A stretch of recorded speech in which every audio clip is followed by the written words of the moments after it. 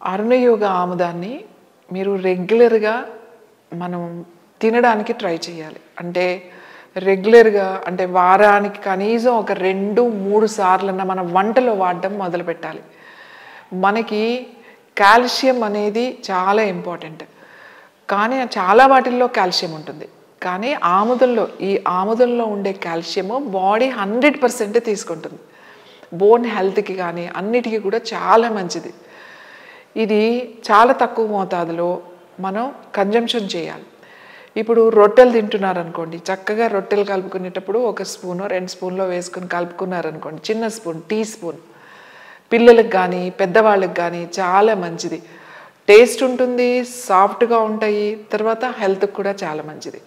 అలాగే కూరలు అంటే పర్టిక్యులర్‌గా ఆకుకూరలు అలా వండినప్పుడు టేస్ట్ చాలా బాగుంటుంది. తోటకూర వండినప్పుడు 1 స్పూన్ ఆముదం వేసుకొని వండుకోవడం, తర్వాత పప్పు వండినప్పుడు కూడా 1 స్పూన్ ఆముదం వేసుకొని వండుకోవడం.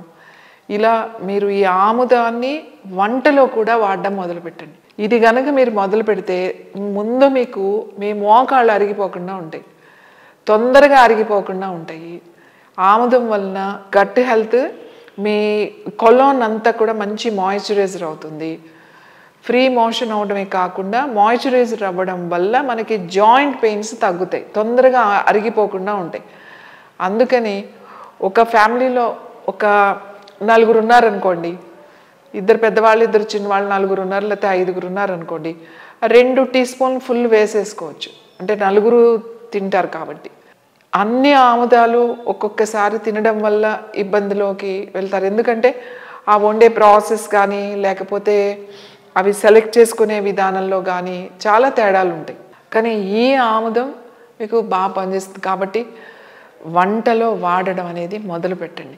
వంటలో వేయమన్నాను కదా అని తాలింపుల్లోనూ నూనెలాగా వాడడానికి లేదు. జస్ట్ ఉడికేటప్పుడు కొంచెం వేయాలంతే.